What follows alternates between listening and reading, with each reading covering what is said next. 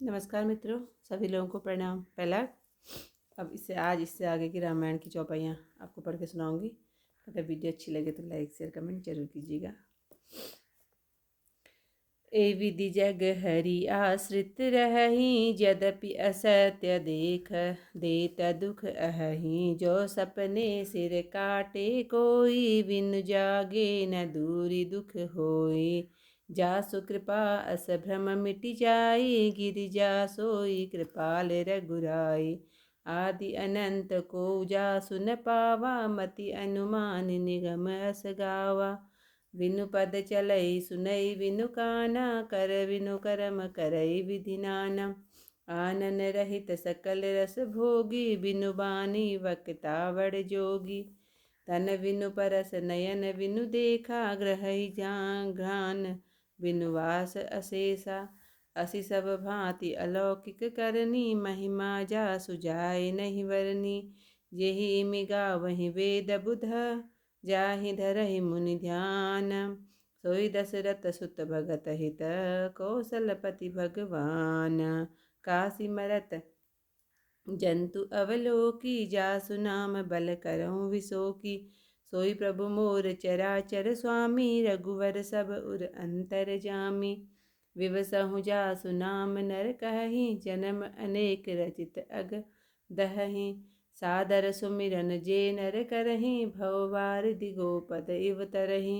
राम सो परमात्मा भवानी, तहाँ ब्रह्म अति विहित तब बानी। अस संशय आनत उर माही, ज्ञान विराग सकल गुण जाही। सुनि शिव के भ्रम भंजन बचना, मिटि गए सब कुतर्क के रचना। भई रघुपति पद प्रीति प्रतीति, दारुण असंभावना बीती। पुनि पुनि प्रभु पद कमल गति, जोरि पंकरुह पानी। बोली गिरिजा वचन भरा, मनहु प्रेम रस सानी। शशिकर सम सुनि गिरा तुम्हारी, मिटा मोह हरदा तप भारी। तुम कृपाल सबु संशय हरहु, राम स्वरूप जानि पोइ मरे परेहु। नाथ कृपा अब गयऊँ विषादा, सुखी भयऊँ प्रभु चरण प्रसादा। अब मोहि आपन किंकरि जानी, यद्यपि सहज जड़ नारि अयानी। प्रथम जो मैं पूछा सोई कहूँ, जो मैं मोह पर प्रसन्न प्रभु अहूँ। राम ब्रह्म चिन्मय अविनाशी, सर्वरहित सब उर पुरवासी। नाथ धरेउ नर तनु के हेतु, मोहि समुझाए कहूँ वृष केतु। उमा वचन सुनि परम विनीता, राम कथा पर प्रीति विनीता पुनीता। ही हर से कामारि सब, शंकर सहज सुजान। बहुविधि उमहि प्रशंसि पुनि, बोले कृपा निधान। रामचरित सुनु शुभ कथा भवानी। अब ये सोरठा है जो मैं आपको पढ़ के सुनाऊंगी। 3 सोरठे साथ में हैं। रामचरित मानस विमला, सुनु शुभ कथा भवानी। सुना विहग नायक गरुड़ा, कहा भुसुंडी बखानी। जेहि विधि भा आके कहवा, सो संवाद उदार। चरित परम सुंदर अनघ, सुनहु राम अवतार। कथा रूप अगणित अमित, हरिगुण नाम अपार। मैं निज कहूँ उमा सादर सुनहूँ, मैं निज मति अनुसार। सुनु गिरिजा हरिचरित सुहाए, विपुल विशद निगमागम गाए। हरि अवतार हेतु जहि होई, इद मिथ्यम कही जाय न सोई। राम अतर्क बुद्धि मन बानी, मत हमार अस सुनहि सयानी। तदपि संत मुनि वेद पुराना, जस कहु कहि सुमति अनुमाना। तसमय सुमुखि सुनावऊँ तोहि, सुमुखि परई जस कारण मोहि। जब जब होए धर्म के हानि, बाढ़हि असुर अधम अभिमानी। करहि अनीति जाय नहीं वरनी, सिधहि विप्रधेनु सुरधरनी। तब तब प्रभु धरि विविध शरीरा, हरहि कृपा निधि सज्जन पीरा। असुर मारि थापहि सुरन्हा, राखि निज सुति के सेतु। जग विस्तारहि विशद जस, राम जन्म कर हेतु। सियावर रामचंद्र पद जय शरणम, शंकर हरि ओम जय जय सिया राम। मंगल भवन अमंगल हारी, उमा सहित जय जपत मुरारी। तब तुलसीदास जी कहते हैं कि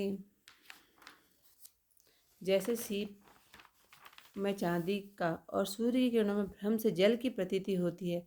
यद्यपि यह तीनों काल में असत्य है, तो भी इस भ्रम को कोई नहीं टाल सकता। इसी प्रकार जगत भगवान के सहारे रहता है। यद्यपि यह असत्य है, तो भी दुख तो देता ही है। जैसे सपने में कोई सिर काट ले तो बिना जागे दुख दूर नहीं होता। हे पार्वती, जिनकी कृपा से ऐसा भ्रम मिट जाता है, वही कृपालु श्री रामचंद्र जी हैं, जिनका आदि अंत किसी ने नहीं पाया। वेदों ने अपनी बुद्धि के अनुसार करके ऐसा गाया है। वह ब्रह्मा बिना पैर के चलता है, बिना कान के सुनता है, बिना हाथ भांति भांति के काम करता है, बिना मुंह के सब रसों का स्वाद लेता है, बिना वाणी के ही योग्य वक्ता और बड़ा योगी है। वह बिना शरीर के ही स्पर्श करता है, नेत्रों के बिना ही देखता है, बिना नासिका के सब प्रकार की गंध को सूंघता है। ब्रह्म की करनी सब ही प्रकार से अलौकिक है, उसकी महिमा कहीं नहीं जा सकती।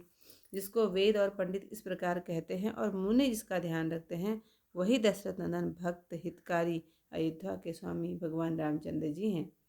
काशी में मरते हुए प्राणी को देखकर जिसके नाम के बल से मैं उसे जन्म मरण के दुख से मुक्त करता हूँ, वही मेरे प्रभु श्री रामचंद्र जी चराचर के स्वामी और सबके हृदय के अंतर्यामी हैं। विवश होकर भी जिसका नाम लेते हैं, अनेक जन्मों के संचित पाप भस्म हो जाते हैं। जो आदर पूर्वक प्रभु का स्मरण करते हैं, वे इस संसार सागर को गाय के खुर के बराबर गड्ढे के समान पार कर जाते हैं। हे भवानी, वही परमात्मा श्री रामचंद्र जी हैं। उन्हें भ्रम है, तुम्हारा यह कहना बहुत ही अनुचित है। हृदय में ऐसा संदेह आते ही ज्ञान वैराग्य आदि सद्गुण दूर हो जाते हैं। शिव के भ्रमनाशक वचन सुनकर पार्वती के सब कुतर्क दूर हो गए। श्री राम जी के चरणों में स्नेह और विश्वास हुआ तथा कठिन असंभावना राम का परब्रह्म होना असंभव नहीं, यह संदेह दूर हो गया।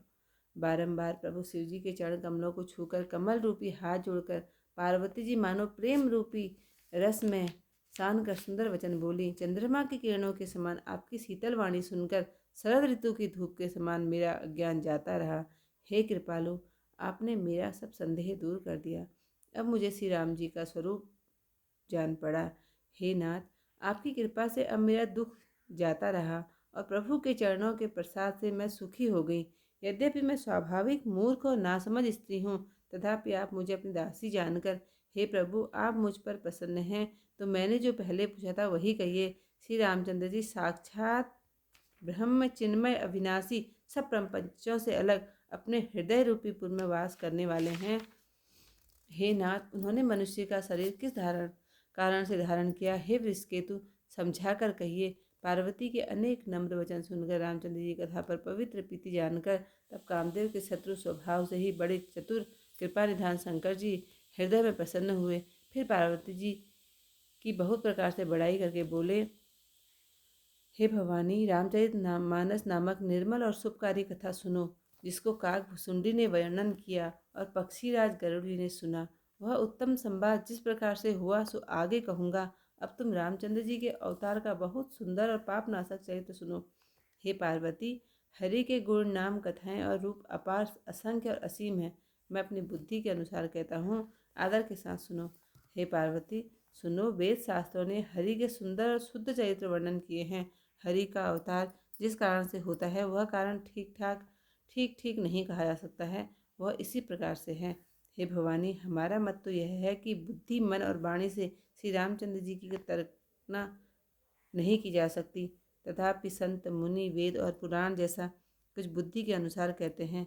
हे सुमुखी, और जैसा मुझे समझ पड़ा है वैसा मैं तुम्हें सुनाता हूँ। जब जब धर्म की अवनति होती है और नीच अभिमानी असुर बढ़ जाते हैं और ऐसी अनीति करते हैं, तो कहीं नहीं जा सकती। ब्राह्मण, गौ, देवता, पृथ्वी ये सब दुखी हो जाते हैं। तब वे कृपा निधि प्रभु अनेक प्रकार के शरीर धारण कर भक्तों के क्लेशों को दूर करते हैं। वे असुरों को मारकर देवताओं को राज देते हैं और अपनी बांधी हुई वेद मर्यादा की रक्षा करते हैं तथा संसार में अपने निर्मल यश का विस्तार करते हैं। राम जी के जन्म लेने का यही कारण है। नमस्कार। इससे आगे कथा कल को सुनाऊंगी। मेरी कथा में कोई त्रुटि हो तो क्षमा कीजिएगा और मेरी कथा जिसको अच्छी लगती हो लाइक शेयर कमेंट जरूर कीजिएगा। धन्यवाद।